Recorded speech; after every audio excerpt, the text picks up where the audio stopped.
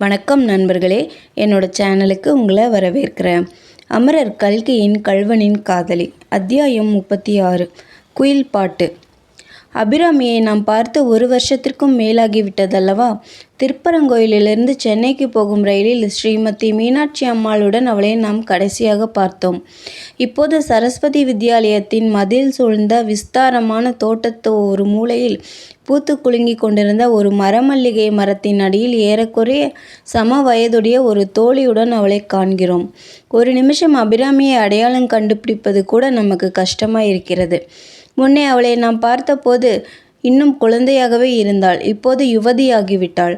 முன்னே பட்டிக்காட்டு பெண்ணைப் போல பாவாடை தாவணி அணிந்து கொண்டிருந்தாள். இப்போது காலேஜ் மாணவியைப் போல் ஜோராக பின்னால் தலைப்பு தொங்கவிட்டு புடவை உடுத்தி கொண்டிருந்தாள்.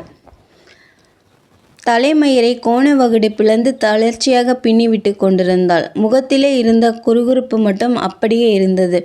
எதை பார்த்தாலும் எதை கேட்டாலும் அதிசயத்துடன் மிரண்டு விழிக்கும் கண்களும் அப்படியே மாறுதலின்றி இருந்தன. அவர்கள் உட்கார்ந்திருந்த இடத்திற்கு சற்று தூரத்தில் ஒரு கிணறும் அதை சுற்றிய சில கமுகு மரங்களும் இருந்தன. இந்த மரங்களில் ஒன்றிலிருந்து ஒரு குயில் குக்கூ குக்கூ என்று கூவிற்று. அபிராமி, பிலஹரியில் ஒரு குயில் பாட்டு பாடுவாயே, அதை பாடு என்றாள் லலிதா. வேலனையே அழைப்பாய் விந்தை குயிலே என்று தொடங்கிய பாடலை பாடி முடித்தாள் அபிராமி. நெடிது வளர்ந்து அடர்த்தியாய் தழைத்திருந்த மரமல்லிகை மரத்தின் மேல் சற்று பலமான காற்று அடிக்க அதிலிருந்து புஷ்பங்கள் பொல பொலவென்று உதிர்ந்து அபிராமியின் மேலும் அவள் தோழியின் மேலும் விழுந்தன. பார் அபிராமி, உன்மேல் புஷ்பம் மாறி பெய்கிறது. உன்னுடைய பாட்டை கேட்டுவிட்டு தேவர்கள்தான் பூமலை பெய்கிறார்கள் போலிருக்கிறது என்றாள் லலிதா. இப்படி சொன்னவள் அபிராமியின் கண்களில் ஜலம் துளிர்த்திருப்பதைக் கண்டு மனம் கலங்கி, இதென்ன அபிராமி, உன் கண்களில் ஏன் ஜலம் வருகிறது? இவ்வளவு உருக்கமாய் கூப்பிட்டும் அந்த வேலன் வரவில்லை என்றா என்பதாக பாதி கவலையுடனும் பாதி பரிகாசமாகவும் லலிதா கேட்டாள். லலிதா, திருப்பரங்கோயிலில் நானும் என் அண்ணனும் சந்தோஷமாய் இருந்த காலத்தில் இந்த பாட்டை நான் இட்டு கட்டினேன். அதை திருப்பி திருப்பி பாடச் சொல்லி கேட்டு அவன் சந்தோஷப்படுவான். கடைசி நாள் அன்றைக்கு கூட என்று அபிராமி கூறி மேலே பேச முடியாமல் விம்மினாள். சற்று இரு அபிராமி, ஏதோ சத்தம் கேட்டதே, அது என்ன என்று லலிதா நாலா பக்கமும் கலக்கத்துடன் திரும்பி பார்த்தாள். ஒன்றும் தெரியவில்லை. வேறு யாரோ விம்மி அழுதார் போல் இருந்தது. என்னுடைய பிரம்மையோ அல்லது பக்கத்து சாலையில் யாராவது அழுது கொண்டு போகிறார்களோ என்றாள். அபிராமிக்கே என்னமோ அன்று பழைய ஞாபகங்கள் எல்லாம் பொங்கிக் கொண்டு வந்தன. லலிதா, பாவி, நான் இங்கே சௌக்கியமாய் இருக்கிறேன். சந்தோஷமாய் ஆடிப்பாடிக்கொண்டு காலங்கழிக்கிறேன். முத்தையன் எந்த காட்டில் என்ன கஷ்டப்பட்டு கொண்டிருக்கிறானோ. ஐயோ, என் அண்ணன் உலகத்தில் ஒவ்வொருவருக்கும் தீங்கு நினைக்காதவன். அவனுக்கு வந்த கஷ்டமெல்லாம் என்னால் தான். ஆனாலும் நான் இங்கே சுகமாய் இருக்கிறேன் பகவானே என்று பரபரப்புடன் பேசிக்கொண்டே போனாள். ஏன் அபிராமி, உன்னை நீயே அனாவசியமாய் நொந்து கொள்கிறாய்? உன் அண்ணனுடைய தலைவிதி அது. திருட்டு கொள்ளையில் ஒருவன் இறங்கிய பிற்பாடு அவனை பற்றி கவலைப்படுவதில் என்ன பிரயோஜனம்? லலிதா, உனக்கென்ன தெரியும்? என் அண்ணனா திருடன்?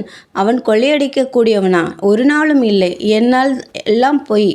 நான் பிறந்த வேளை அவனை இப்படியெல்லாம் கஷ்டப்பட வேண்டுமென்று ஏற்பட்டிருக்கிறது. அவள் இவ்வாறு சொல்லி கொண்டிருந்த போது தூரத்திலிருந்து அபிராமி அபிராமி என்று கூப்பிடும் குரல் கேட்டது. சற்று நேரத்திற்கெல்லாம் ஒரு பெண் வந்து, அபிராமி, இங்கே என்ன செய்கிறாய்? உன்னை தோட்டமெல்லாம் தேடிக்கொண்டு வருகிறேன். யாரோ திருப்பரங்கோயிலிலிருந்து மனுஷால் வந்திருக்கிறார்களாம். அம்மாள் உன்னை உடனே கூட்டிக் கொண்டு வர சொன்னார்கள். சாஸ்திரியும் அவர் மனைவியும் அபிராமியை சந்தித்தது குறித்து அதிகம் விஸ்தரிக்க வேண்டிய அவசியமில்லை. எத்தனையோ தினங்களுக்கு பிறகு தன்னுடைய ஊர் மனுஷர்களை கண்டதும் அபிராமிக்கு சந்தோஷமாய்த்தான் இருந்தது. அவர்கள் தங்களுடன் ஒரு நாள் இருக்கும்படி அழைத்த போது உற்சாகத்துடன் சென்றாள். நாடகம் பார்க்க போகவும் மகிழ்ச்சியுடன் சம்மதித்தாள். அன்றிரவு நாடக கொட்டகையில் ஏற்கனவே ரிசர்வ் செய்திருந்த இடங்களில் 3 பேரும் சென்று உட்கார்ந்தார்கள். உட்கார்ந்தவுடன் சாஸ்திரி சுற்றுமுற்றும் பார்த்தார். அவருக்கு பின்னால் 2 வரிசை தள்ளி 4-5 ஆசாமிகள் சேர்ந்தாற்போல் உட்கார்ந்திருந்தார்கள். குறிப்பிட்ட சங்கேதத்தின் மூலம் அவர்கள் போலீஸ்காரர்கள் என்பது அவருக்கு தெரிந்து போயிற்று.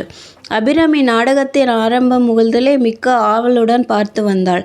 ஆனால் மேடைக்கு திருடன் வந்ததிலிருந்து அவள் மகுடியின் சங்கீதத்தால் கட்டுண்ட பாம்பை போல் ஆனாள். கண்ணை கூட கொட்டாமல் அவனை பார்த்த வண்ணம் இருந்தாள். இடையிலேயே அவளுடைய தேகத்தில் இன்னதென்று விவரிக்க முடியாத ஒரு படபடப்பு உண்டாயிற்று. அப்போதெல்லாம் பக்கத்தில் இருந்த மீனாட்சி அம்மாளை கெட்டியாக பிடித்து கொண்டாள். நன்றி. மீண்டும் அடுத்த அத்தியாயத்தில் சந்திப்போம்.